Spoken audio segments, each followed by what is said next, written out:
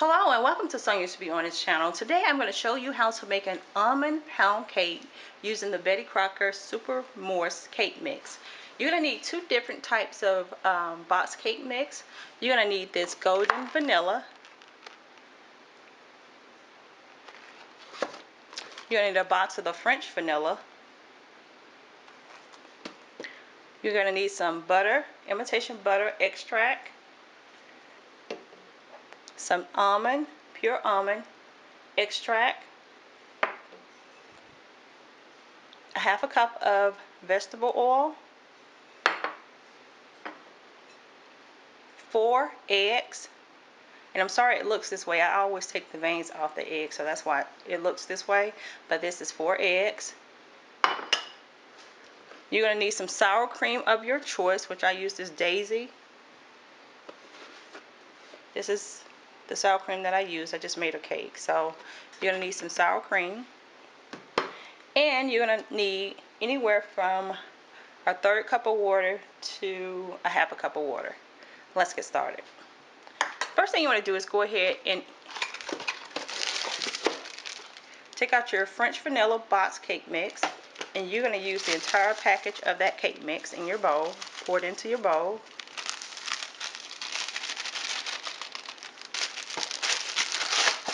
Okay, on your golden vanilla cake mix, you're only going to use a 1/2 cup of this cake mix. So have your measuring device, and I want you to just only dip, and that is like a 1/2 cup of the golden vanilla cake mix. And we can put that up for a later time. Next thing you want to do with your vanilla extract,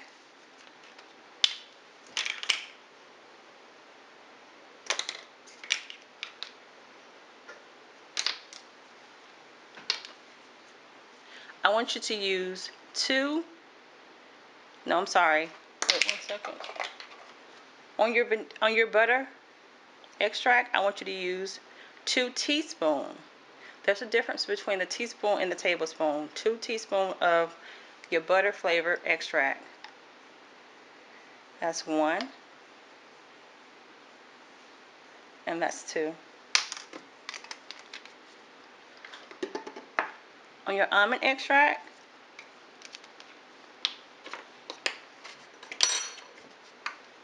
I want you to use that's my tablespoon, which I don't have that much, but you would use 2 tablespoons of the almond extract. I just made a cake, so I'm running out. Here's my vegetable oil, and that's a 1/2 cup. My eggs, here are my 4 eggs I'm going to put in here.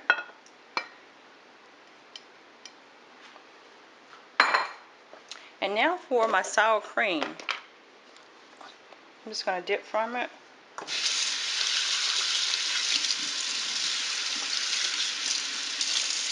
Okay, on my sour cream I want to use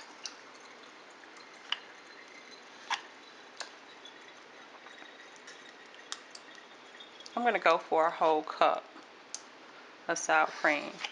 And what the sour cream is going to do is give it a lot of moisture to it and make it very moist. See, can I get that out? And therefore you use less water when you use more sour cream. Or you can just use a 1/2 cup of sour cream and then do a couple of tablespoons of water. So we have not added our water yet. Let's go ahead and add the water. We're going to use 3 tablespoons of water. 1, 2, 3. Let me clean up my mess a little bit. So once you have all your ingredients in your bowl, you want to go ahead and take your favorite blender or mixer and begin to mix all of those ingredients together. I'm going to start out on probably a number 5 because I don't want it to splatter everywhere. You want to make sure you mix that very well.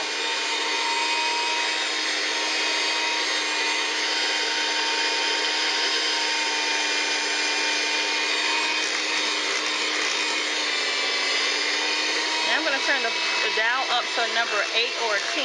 That's the max on my mixer.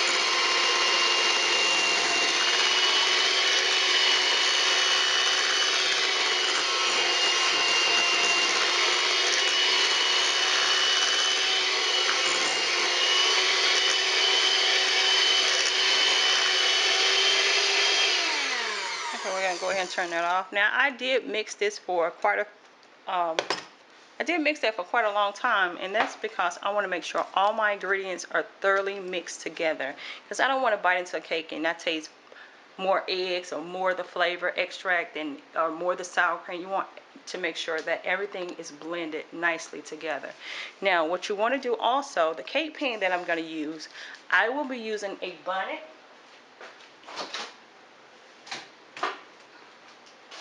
This is one of my older pans, but this is what I'm going to use today to make this cake pan.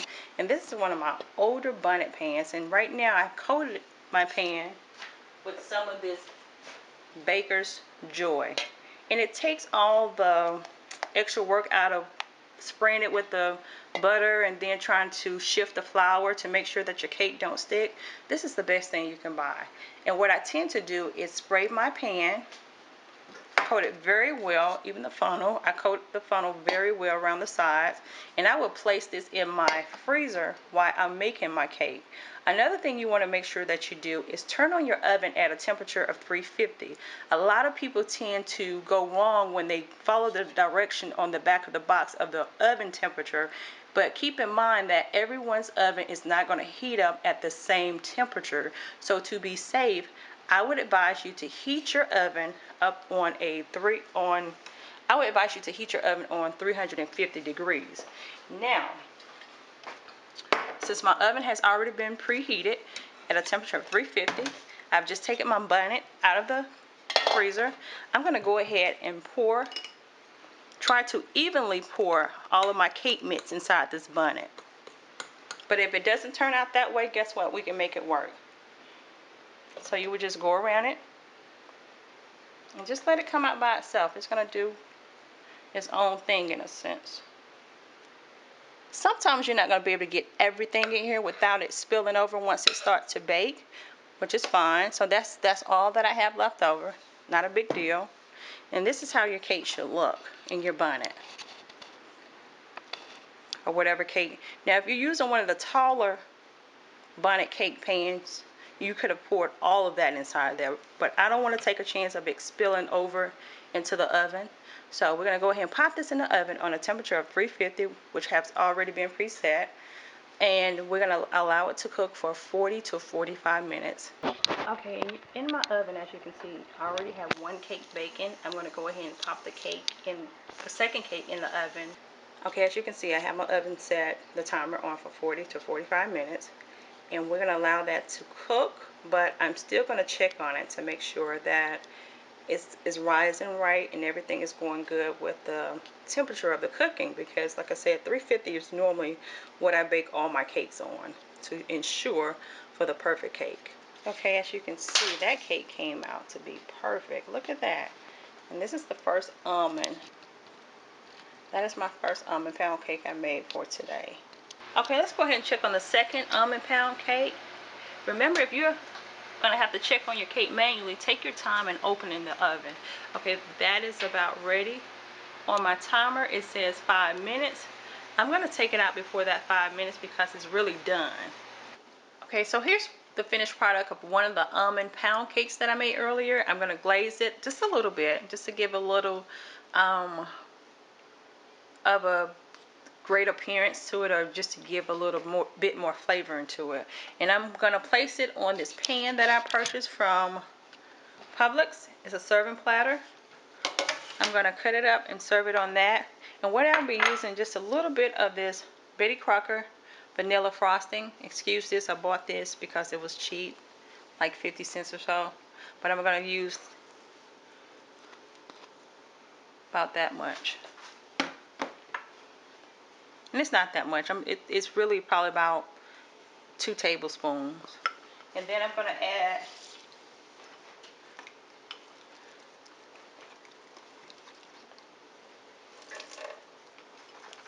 a teaspoon of water to it, just to thin it out a little bit.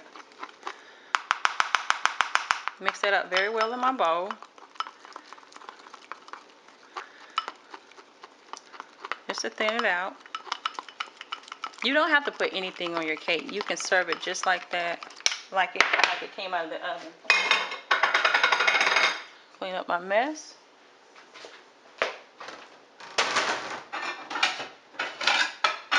Okay, I know I'm going to get a lot of messages why you don't use a cake platter, this or the other. I have a lot of cake platters, but I'm going to use just a plate, old plate. It doesn't even matter because it's not going to stay on the plate. I'm going to go ahead and remove my almond pound cake from the pan. It should gently come out because we use that Baker's Joy spray for our pan, and it should look just like that. You should be able to hold that cake in your hand just like that without it falling apart or anything. Place it on that plate. Now remember, we're just going to put a little glaze to the top of it. Just want a little glaze on top. I've mixed up my vanilla frosting very well. Take one of my little spatulas, and I'm just gonna put it on top. And the reason I'm putting it on the platter so I won't have any problems out of my kids, because they would be saying later on, well, he got a bigger piece than me, and this ain't, I want another piece. So we're gonna solve that problem. That's the cake. Make sure it's stirred real well. We just want to thin it out. And we're just going to glaze the top a little bit. You don't have to do this if you don't want to. You can serve it right out the pan and just cut it up or leave it whole. Don't have to be perfect.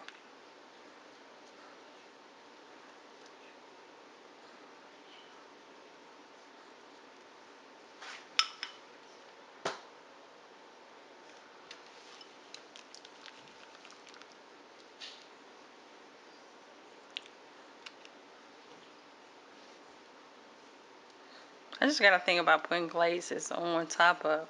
Could have made it thinner, but it is what it is. Okay, I'm gonna let that sit for about 2 minutes, just to give that icing enough time to harden just a little bit. Okay, I just placed it on the platter any kind of way. Here's my second almond pound cake that I made.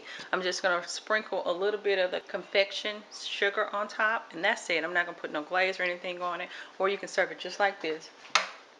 And I will be cutting this up, putting this on another platter.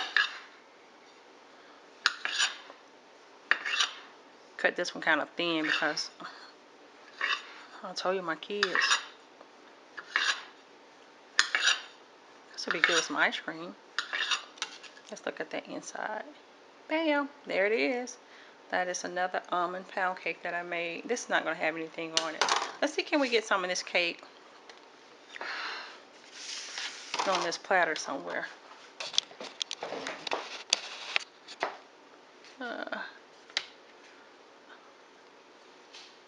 One I let cool down good enough, and the other one I did not, so that's why I'm finding myself with some torn pieces, but that's okay. I'm going to put some of that on there.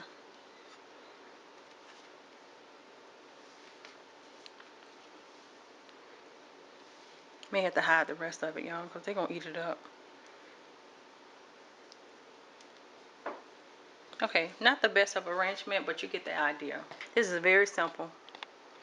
You can teach a kid to make this. It's so simple. So I hope you've enjoyed the time we've shared together in making another great simple recipe. Until next time, be bless.